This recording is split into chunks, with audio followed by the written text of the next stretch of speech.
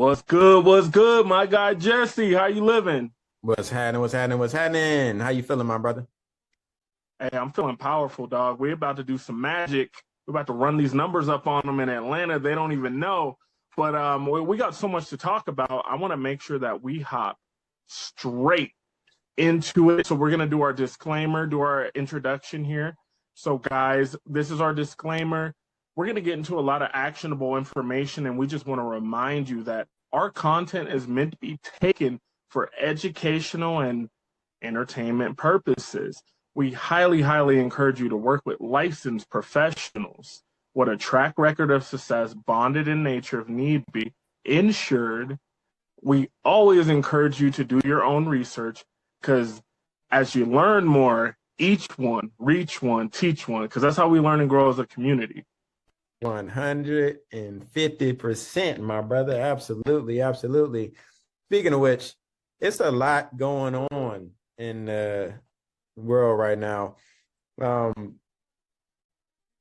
would you say has been either one of the biggest lessons that you've learned yourself, or one that you have imparted on to one of your clients that you could see them immediately like taking root with? Yeah, it's consistently doing the boring things pays out the biggest return. So when we're looking at retirement, people wanted to get exposure to all these different tech companies. They're like, oh my gosh, I missed the wave on NVIDIA. Maybe, maybe not. I don't have a crystal ball. However, there are all these other companies. And for clients that got into SanDisk last year, if they put about $20,000 into it, they're a millionaire now. Just off of doing something boring, doing a little bit of homework and placing a trade. So it's the boring things always work. And when it comes to clients, they always want to get right into the fancy stuff. I'm like, don't worry, we're going to get there. Let's make sure you're taking care of your debt. Let's make sure you have life insurance. Let's make sure you have a trust. Like, I know all this stuff is boring, but like I just had a client the other day where they pulled about $200,000 from their life insurance policy because they had an incident at work and their back's all jacked up and they need assistance to bathe and get around and whatnot. So after a 90-day period, when you have long-term care in your life insurance, they cut that check. So he got 200 initially. And if this continues 180 days from now, he'll get another 250,000 tax-free, never has to pay it back. So the boring things pay off. What about you, my brother? I couldn't agree more. It's the boring things. So in every single client engagement that I've had, is remixed versions of the same opportunities, which are like, how do we maximize the output of a team that we're building? It's generally the same root issues, the same boring details that make all of the difference in the world, because those oftentimes undervalued in the moment sentiments is just the little things, the job descriptions that break out what someone is responsible for doing, the performance expectations of how you expect them to actually go about molding into the role. It's all boring stuff, but it is so vitally critical.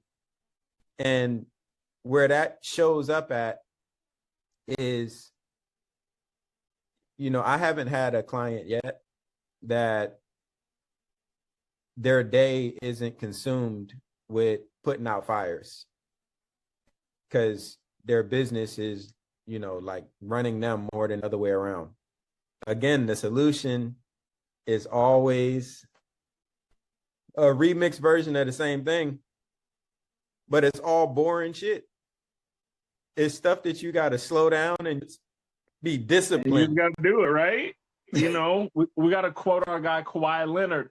Board man gets paid. Ah, ha, ha, ha, ha, ha. You know, with his little crazy laugh. Board man gets paid. I think a lot of people don't actualize the level of success that they are destined to have because they get bored of the process, because they want to do something exciting. They want this part to be fun. The fun comes from the results. Like in the gym, one thing that I tell my team all the time, and I'm sure you tell your team the same thing and your clients. I'm like, guys, we cannot choose the results. If we could choose results, we'd all have six packs and we'd all have 8 figures in the bank account. But what we can do is choose disciplines. So if I walk a little more, I eat a little less, and I lift something heavy 3 times a week, and I do it consistently, over time, I'm going to get a much better physique. And if I do the right things, like paying myself first, every time I get a check from any source, some part of that money has to go directly towards paying me. And that means not bills. That's not a savings account that we're going to blow on Jordans and dresses or watches, or it means it's going to you. When we're doing that over and over again, and then we have another portion that goes to our investment portfolio, and then we have another portion that is getting ready to be capital so we could buy businesses. Just doing the little things over and over and over again. You look up, and then every day everything is the same, and you look up and your whole world is different. That's the wild part. As just speaking personally, as I've been on my own entrepreneurial journey, I recognize that to be fact. But it is the process of just getting there. You know what I mean? Like, I know that it's literally, I mean, it can happen next weekend while we out in InvestFest. All that it takes is one handshake, one conversation, one opportunity, and everything that has been established is just, whew, we out of there now. It's all rocket to go. And I know that with what I've been building, once it does get that one accelerant, it's not going to be no slowing down. Like, my life changes from that day forward. And it's a wild part. So like, as you were sharing that, because that goes out to our classmates, but like, you were speaking to me too.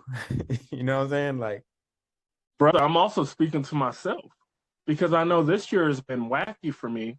With last year, I decided I was going all in on tax strategy.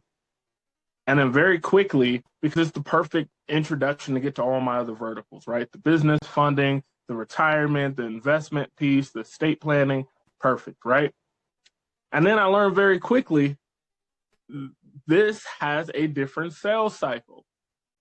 Almost 75% of all the business you write when you do tax planning comes between the back end of Q3 and Q4. So that means I've had to adjust.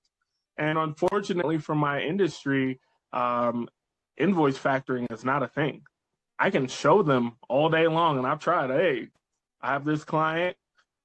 This is the amount that I'll be receiving. This is when it goes in. Paperwork's done. That's a great job. You should come back in Q4, talk to us. It's like, but then I'll have the money. And they're like, oh, so you won't need our money. Well, hit us up on the next thing. So it's definitely been a lot of learning, a lot of tightening my belt up. And most folks that are entrepreneurs don't like to say that, where they're like, oh, bro, you got to be making way more. It's like, no, making this transition, I took 2 or 3 steps backwards so I could take 50 steps forward. So I know when 2 of my larger clients, when we get to write all their stuff, I think I'll be somewhere between 500K to 1.5 million net. But in the meantime, and in between time, we're figuring out different things to be able to carry us until we get to that part. And it's not sexy to say it, but that's not what we do. We're not out here selling the sizzle. We're showing people how to cook the steak. And that's why people, Go ahead. Bro, that's why they tap in with us. And speaking of tapping in, everybody knows I love track and field. I only ran for a short time in high school. I ran middle distance and I high jumped. Even though I wanted to run short distance and long jump, I was getting a little shade from a certain coach, but we're not gonna go into that. I'm a grown man now. I'm not gonna be upset about what my coach said to me my junior year in high school. But with that, I got really into the history of Black athletes. And when we think about the struggles that they went through so we could do anything and everything, it's incredible. So today we got to shout out Jesse Owens.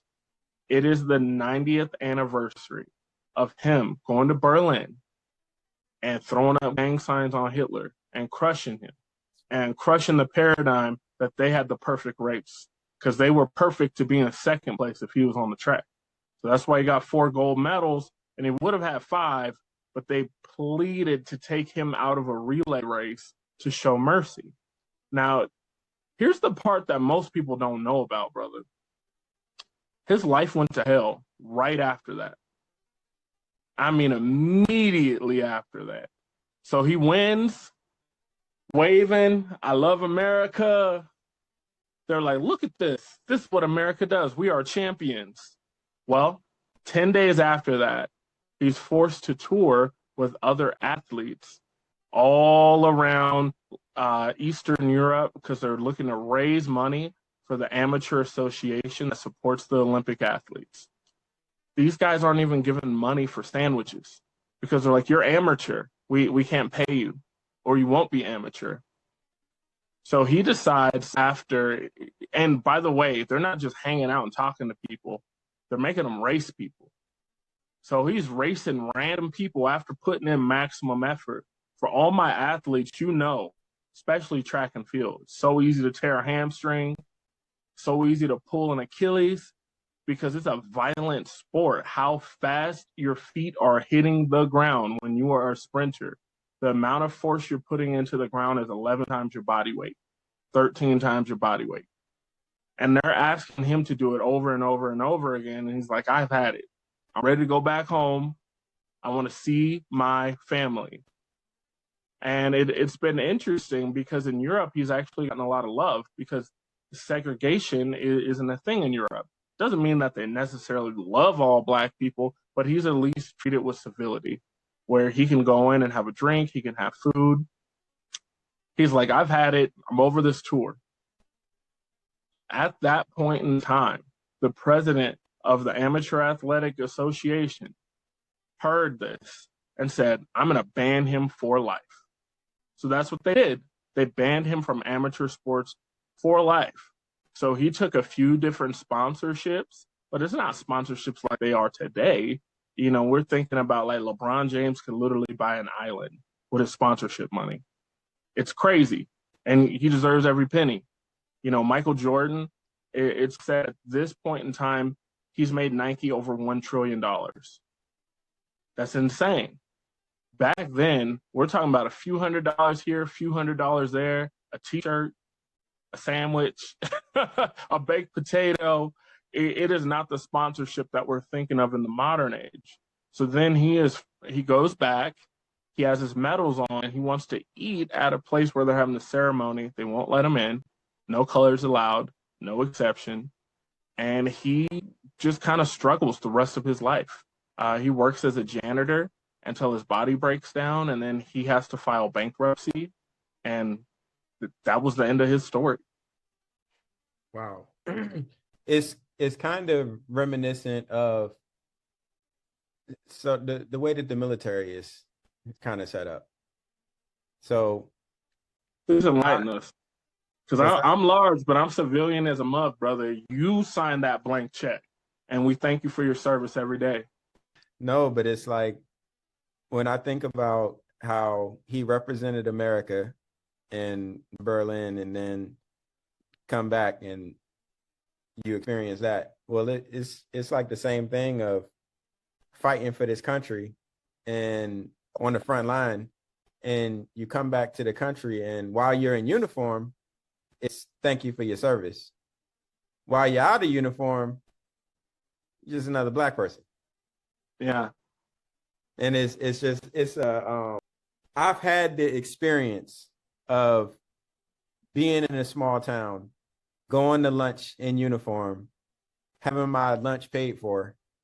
Like, you know, I walk up to pay my check and they're like, oh, it's already been taken care of. And didn't even know who did it. Like they just paid it and left. Being in the same establishment, out of uniform, and getting a completely different experience, night and day. So that's disappointing, but par for the course. Yeah, par for the course, brother. So we got to celebrate him, and we have to, you know, I think one of the good points here is like, so this is while FDR was president. He never invited Owens to the White House. He won 4 gold medals. You know, if you get a bronze, you get invited. He got 4 gold medals, never got invited to the White House. Other athletes did.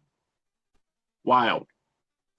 And it's interesting because FDR was remembered as a progressive or a progressivist. But we saw clearly, you know, how he felt about segregation and how he would side with other people who were segregationists or who were white nationalists at that point in time. So they used my Lincoln man's struggled. gifts.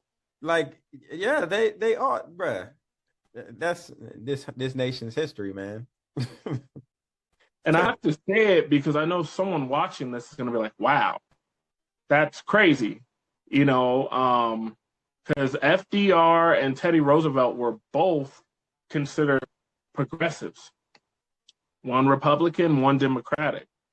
And both of them did a lot of powerful things for the nation. However, their interactions with Black people and Native Americans were completely different than everyone else. So we always had to have that caveat there in history. I know former President Barack Obama caught a little hell talking about George Washington recently, where he said, you know, I can appreciate, you know, some of the moral standards he had, what he did for his troops, how he made it a 2-term limit. He's like, that's sensational. He's like, but I also acknowledge that he was a slave owner and the teeth that were in his mouth were plucked out of his slaves.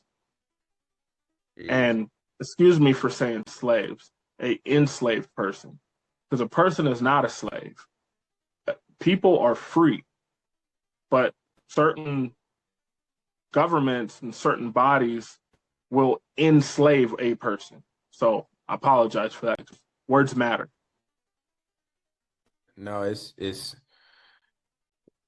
I mean, world history is just riddled with atrocities, and it continues to this very day. So the United States, you remember we were talking about how we dropped the United States military dropped a Tomahawk missile on a school in Iran, school? girls school. Well, the government, the military recently dropped it, and let me rewind that because I kind of had like a little mini chuckle in there, and it's not a funny matter, it's not a laughing matter at all, but it's just crazy to me that this is where we are. So it's hard to, I don't know, but anyway. I get it, bro. I get it. It's hard to conceptualize, and it's so crazy. It's hard not to laugh, and it doesn't mean that it's not a dire and very serious situation because so many lives are lost. I mean, infrastructure is going to kill even more people than that. Not being able to have clean water, not being able to have access to food, and things of that nature. But it is such a wild situation. I don't know what else to say but laugh, because what else are we going to do? Cry? Yeah, exactly. Well said.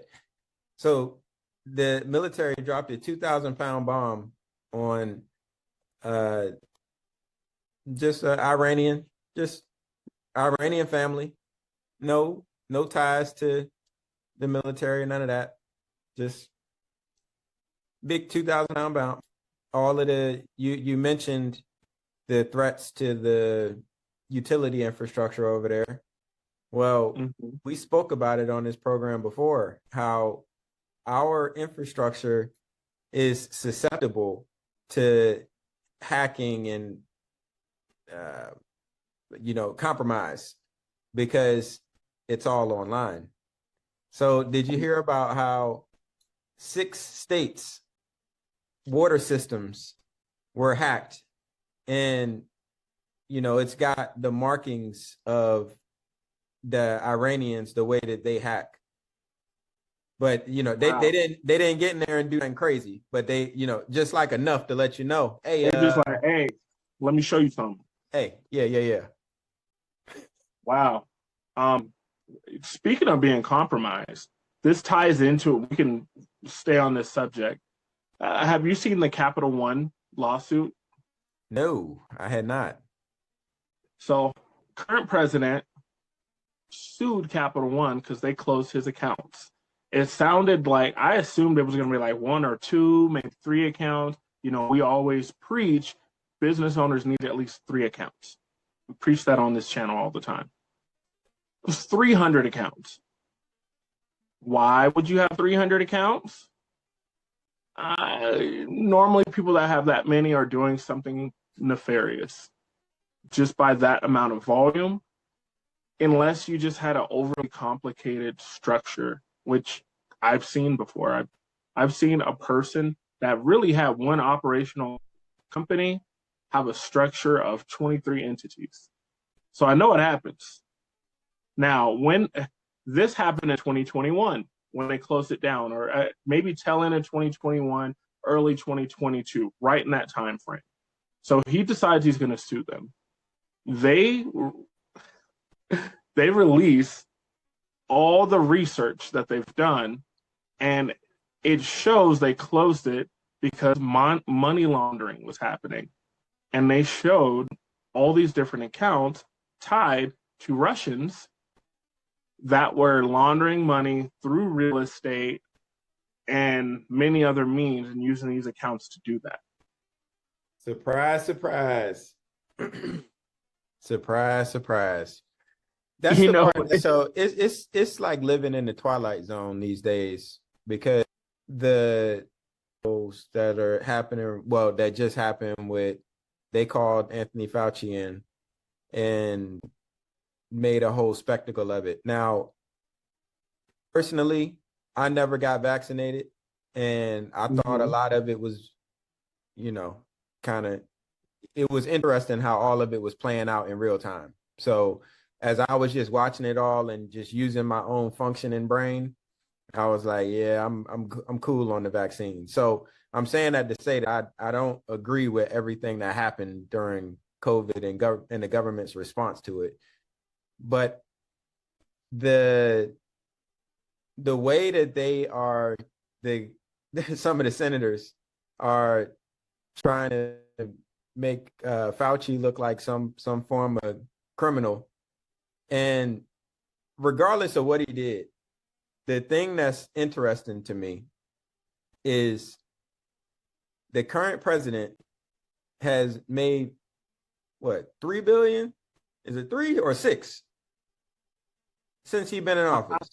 I believe in these 2 years, he's made 6.2.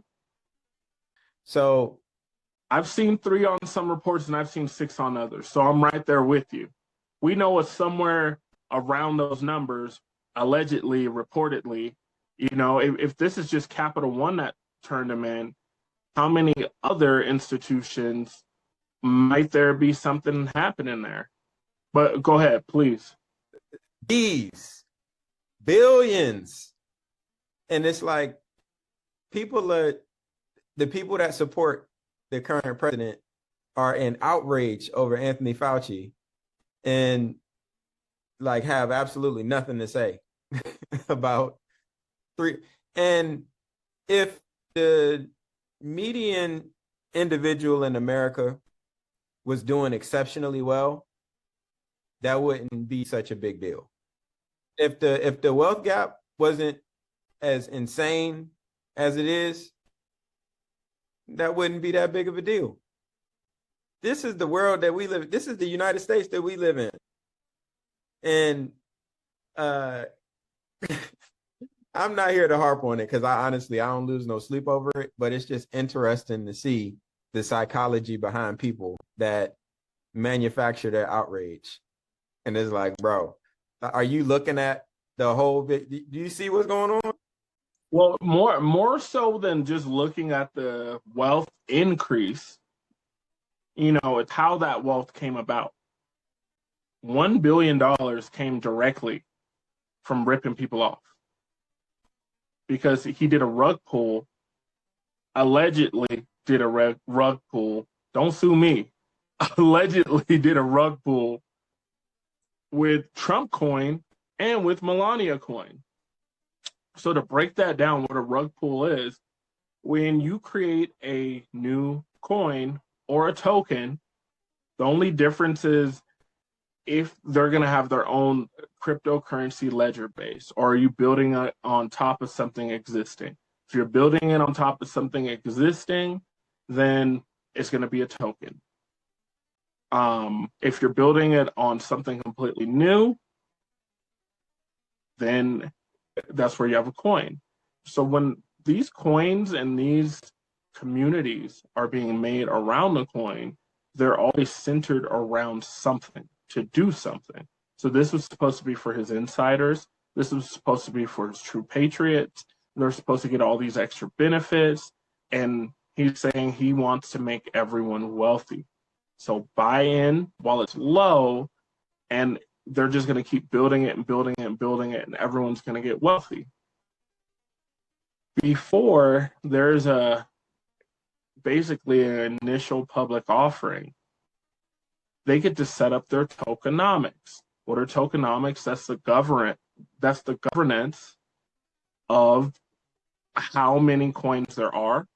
So if the coins are going to go backwards, like Bitcoin, where we have less and less of a supply every 4 years, because that's how long a Bitcoin cycle is, and they're getting burned. Okay. Or is it going to be like how Ethereum was, where it's this gigantic, vast amount of tokens, and it makes it really, really hard to push that price up because there's over a quadrillion of them, and they start doing token burns, they start doing all this stuff. But here's the main thing, so I don't get in the weeds. Let's say I want to start off a coin, and let's just call it Scam People Coin. When I set up the governance, I get to decide how much myself and the team keeps of the coin when it's 0.003 cents. Okay? So we're all buying in, boom.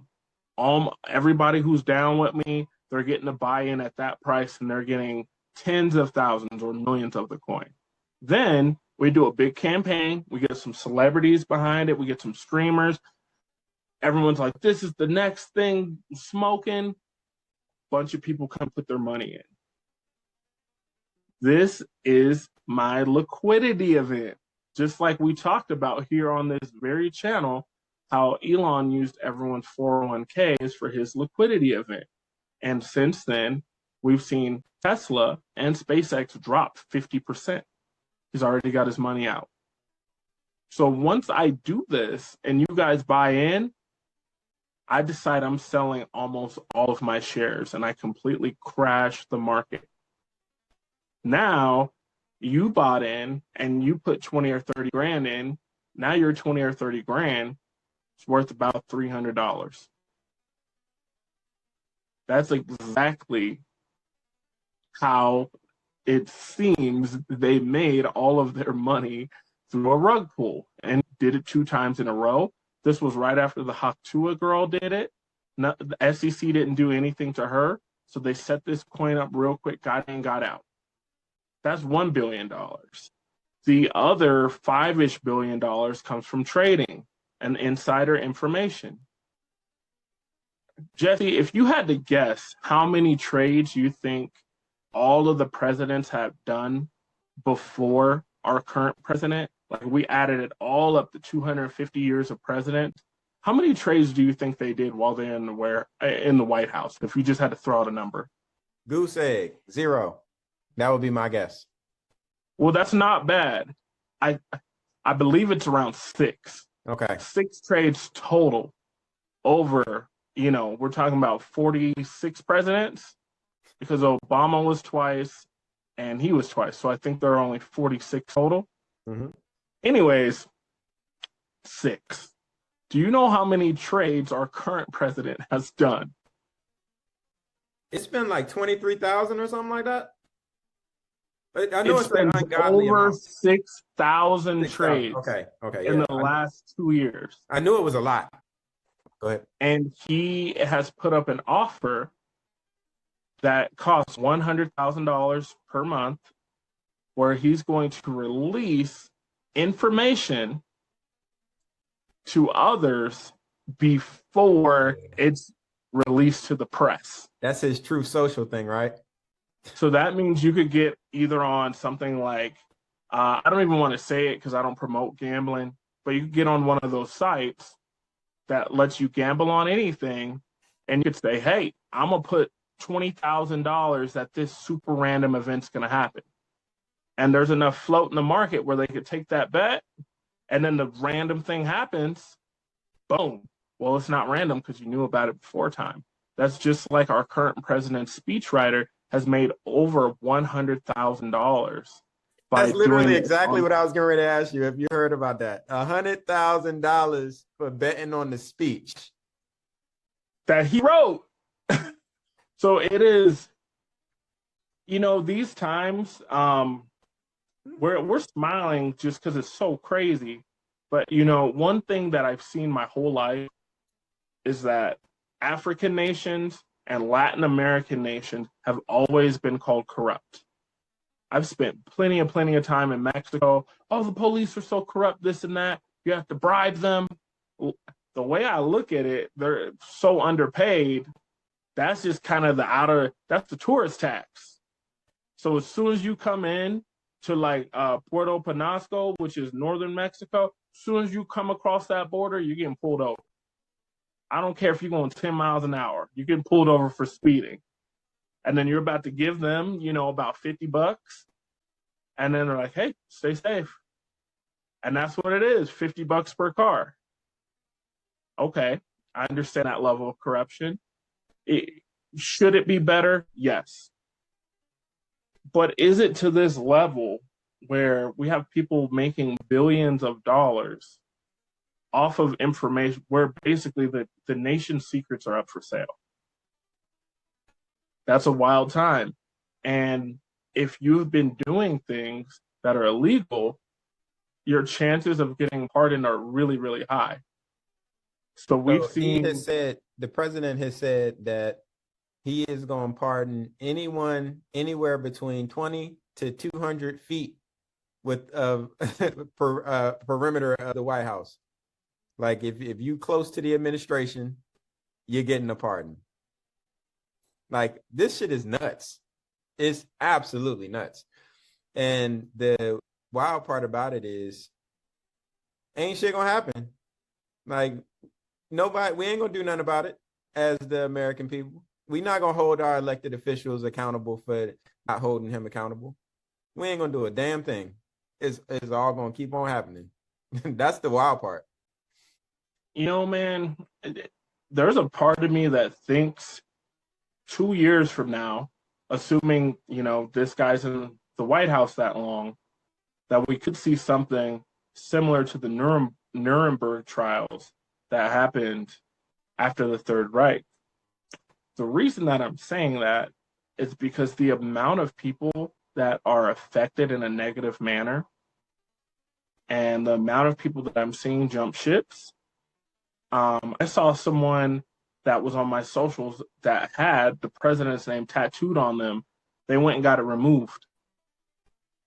And they're like, he doesn't stand for my values and this and this and that. And I saw some people saying, this is a big step for you. This is also, no, it's not a big step for me. I've always been about it. It's like, no, you haven't. You haven't. You have to take accountability for being wrong. Okay. You can't just switch up.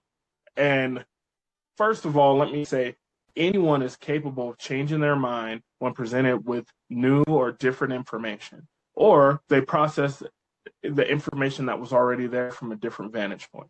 Anyone can change their mind. But that doesn't mean there's not accountability for your influence and for the impact that you have. It's like that old saying, no snowflake ever feels guilty in an avalanche. You think enough people in this country would care enough for that scale of accountability to be possible? Unfortunately, I believe something worse has to happen, where it has to be like a chaotic calamity. And then with that thing happening, folks snap and just, we're Americans. And it's going to be like post 9/11, where we saw so many people band together and say, we are Americans. And I think that point of time, I experienced the least amount of racism I ever have in my whole life was right after 9/11. And I felt for any of my Arabic looking brothers and sisters, for anyone that was even, they could have been a Shiite, they could have been a Sunni, they could have been so many other, there are so many different ethnic backgrounds, there's so many different spiritualities. And then people just like, oh, turban, terrorist. So it's really unfortunate that I saw social pressure released from me because it was getting placed unfairly on someone else. From your perspective, which is more likely, Nuremberg trials or a civil war? Golly. I'm going to be an optimistic guy and say Nuremberg trials. Just because even right now, like I travel to Texas so often. So my news feed is very, very Texas. I get a lot of Texas, a lot of North Carolina. And seeing red and blue Texans come together, and they're really pushing on this marijuana thing, where they're saying, look, people don't want to drink, and drinking and driving hurts way more people than marijuana. Being able to have hemp here would help us so much. And like all of the things are like, this is just logical. And those that are elected as representatives aren't getting the job done, so they're not going to be reelected. So it's like those midterm numbers look crazy. So I think we're going to see a lot of people flipping, and they're going to pull like a Marjorie Taylor Greene type of thing, where they're just, or, a Massey, Thomas Massey type of thing, where they're like, yep, this is what's really going on. And, these people have strong followings now, and I'm not a Candace Owens enthusiast, but she has one heck of a following right now, which is going counter MAGA, counter Turning Point. Some people might be like, why aren't you, the biggest fan of her? Well, I remember when I met her years and years ago, and she was fighting her lawsuit because she was facing crazy racial discrimination in her college because these dudes were threatening to assault her in a sexual manner to death because of her skin. Whole bunch of racial slurs that I can't even say we would get demonetized. So everyone pulled together and got money to get her a great lawyer from all the Black student unions. And then, boom, she won that lawsuit. She was able to finish school. She got a couple bucks. And then once that money ran out, she had this app that she was trying to come out with, which revealed a true identity. If someone had a Facebook account, it's like a picture of a dog, and they're just going and saying all this racist stuff, it would reveal their real identity. So you could track these people down. And then folks immediately were like, no, people could use that to traffic children. It's shut down. She's like, what if we made parameters? Nope, shut down. So they killed that. and then she had like a faulty lawsuit, or I can't even say if it's faulty or not, against her apartment. Got a couple bucks out of that, and then immediately flipped and went turning point and said she never experienced racism in her life, and that it was a joke, and that people were just victims and they wouldn't work hard and they wouldn't go to school like her. So seeing someone 180 that quickly for a paycheck lets me know money is everything to you, which means I got to stay away from you. That's major, y'all. If somebody says they'll do anything for money, stay away from that person, because for the right price, they'll do you wrong too. Their loyalty is for sale. No, golly. Yeah, man. I don't know. So going back to the Iranian piece, because in the compromise that we spoke about it before, the hacking has happened now. What happens in the United States when utility grids get cut off, misdirected, manipulated, shut down, or what have you? What does that do to our societal fabric? That's when people are in the streets, because your average family is so unprepared. They don't have backup generators. They don't have solar panels. They don't have a way to clean water to make sure that they still have water for their utilities. They don't have backup food. In this economy, there's a lot of people that don't have food. Like, let's just start there. So, I mean, that's where we see people in the streets and things getting crazy. And it's looking, so the threat was that not only were we going to drop, I'm not going to say we, because I'm not including myself in these decisions that are being made on the behalf of us as Americans, but right when the 2,000-pound bomb was getting dropped on a civilian's home, there were great conversations, like big conversations being had about, the same threats, dropping bombs on desalination plants and hitting power plants and utility grids and all of these types of things. Well, the Iranians put a list out that said, hey, if you hit us, these are the spots that we're going to hit, a lot of which were in Saudi.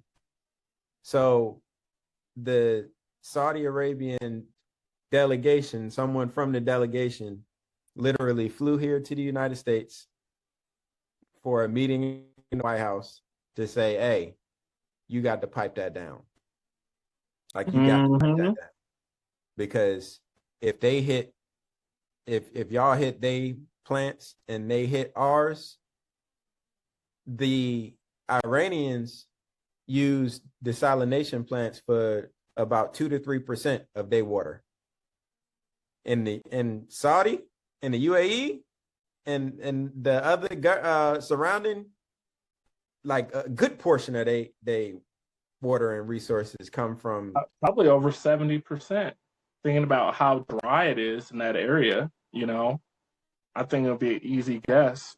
The Saudi folks did that, and then they got the hacking piece going. Again, my brother, all of the things that are happening, because we don't be talking about these things enough, given that, we all live in this world together.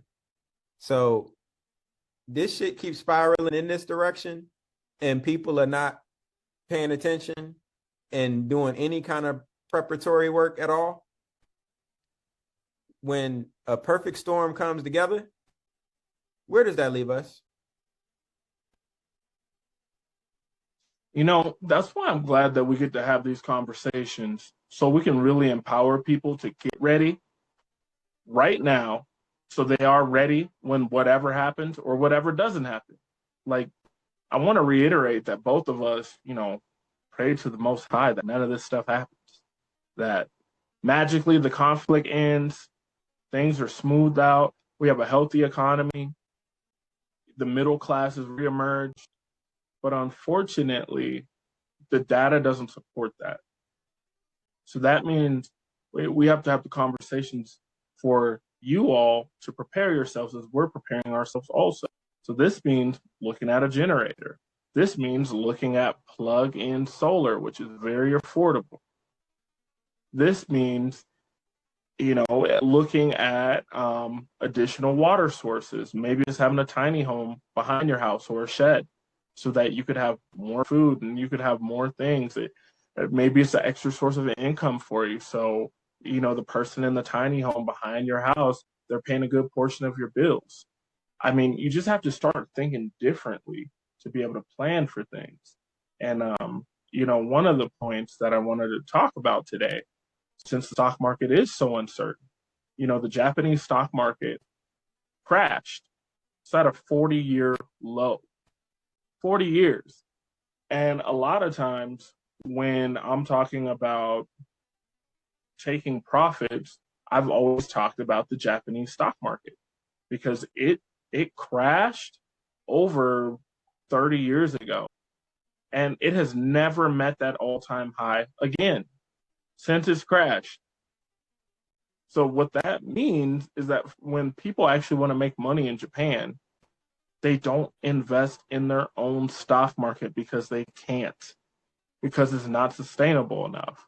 What they do, because they actually do a great job of keeping the streets clean, and they do all these things. If you're sick, you wear a mask so you don't spread it. They have all this social awareness. And with that, they'll buy bonds. They'll buy treasury notes. So when they see stuff's going backwards for their government, they say, hey, us as citizens, let's do what we can. Let's all start buying these treasury notes so we can strengthen things so it just doesn't fall. Over 2 years ago, I was watching this. And it's like, you can only buy it for so long because you only have so much money. And it dropped.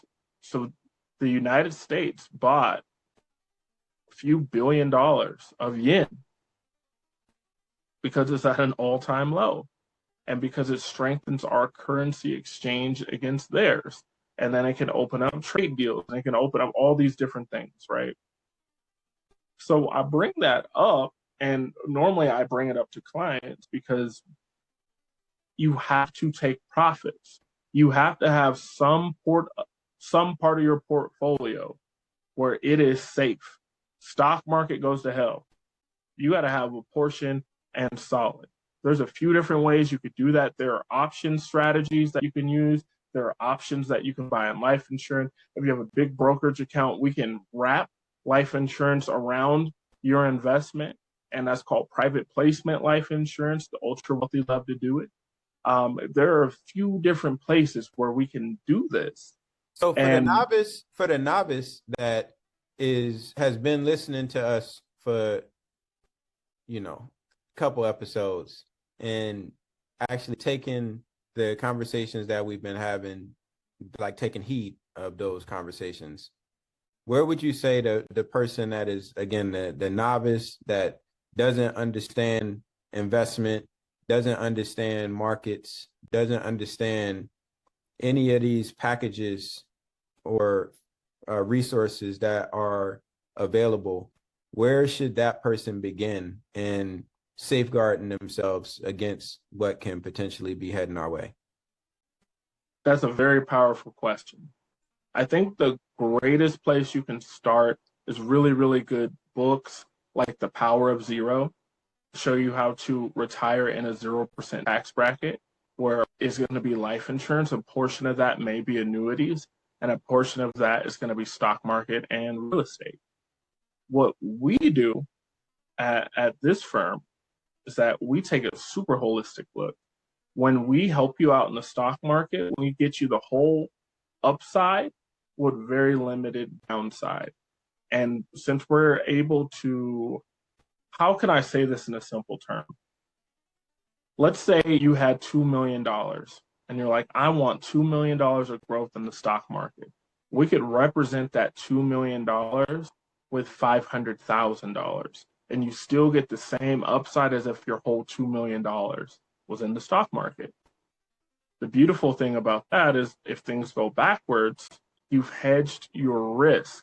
$1.5 million of your money is not going to experience a loss because we're going to put that in a really, really strong reserve strategy where you're going to earn 6 to 8% there. And when we do that over and over and over again, someone with the same amount of money where they're just putting all their money in the stock market, but they're doing the up and down thing, up and down, and they're not actualizing those highs, they're not locking those in, you tend to end up making almost 400% more money over, a 15 or 20-year time frame. So that's what we'll teach you guys to do. In the meantime, pick up books like The Power of Zero. Guru, David McKnight has amazing books. Start picking up books on gold coins. That's another place to be able to hedge against the economy. The beautiful thing about gold at our currency, when gold is, if you ever need to sell it and liquidate it, you can sell it for the price of its weight in gold. But since it is a currency, you do not pay taxes on it because it's legal. So that's how you can really get the best of both worlds. And that's what we do. We make a holistic retirement account because it's fitting in your tax plan, your investment plan, and your legacy plan, making sure they're all on the same page. So sometimes $1 could do the work of 3. That's what we do at Tax Erasers. Man. And what I add to that is program, and we're going to continue to talk about it. We, as individuals, and I'm talking the collective as individuals, we are our greatest asset. So going back to your point there, Earl, about reading, I'll broaden that out a little bit more and say to invest in a skill, something that you enjoy doing, something that is beneficial to the ecosystem. Well, actually, beneficial to the ecosystem is prioritized above something that you enjoy, but something that is valuable to the ecosystem, learn those skills, because the world that we are moving into is going to devour those who bring no value. I mean, straight devour. When you've made the investments into becoming the very best version of yourself, and you're able to actually provide value to the ecosystem, the people around you, like you're actually bringing value as opposed to just taking, because there's a lot of people that's their greatest attribute is to just take and consume. That's not going to be the most constructive space to be in the new world that we're moving in. Once you figured out that thing that, you could just see yourself doing, but actually provides value, and you've mastered it, then you got the opportunity to start your own business based on that value that you're able to provide, which puts you in the space to be able to feed yourself. So when I think about all of the things that are happening right now in the world and the economy, the clients that I work with on a daily basis, the reality is if shit goes completely haywire, the reality is the things that they do are things that society needs. The ecosystem needs those things. So if the inflation goes all the way through the roof, then the prices for the products and services that my clients provide are just going to keep pace with what inflation is doing, because society needs those things. Absent that, go ahead. Bro, you're dropping bars. And the thing that popped out in my mind while listening to you talk about shifting people away from consumerism is, there's that old adage that we're just a product of our environment. Well, that's only if you're staying in the lane of consumerism. If you're out here creating value, you're making products and services, maybe you have a nonprofit that is really shifting neighborhoods, shifting minds, shifting hearts, then you are not a product of your environment. You are a creator of your environment and your community. And I tip my hat off to you because there needs to be more of us. And the best way to ensure that there's a beautiful future ahead of us is for us to create it together. 1000%. And that is our responsibility in these times. There's a lot that's going on in the world that we absolutely have no control over whatsoever. The things that we can control are our attitude and our actions. So if you take nothing from what we discuss every week on this here program, understand that we are in the times of, if you're not investing in yourself and creating the space for you to be able to move and thrive in the world that's shifting underneath our feet, you be consumed by it. And at this point, it's a choice. It's been my man, Earl. My guy, Jesse. It's been the Asset Class. Thank you for listening.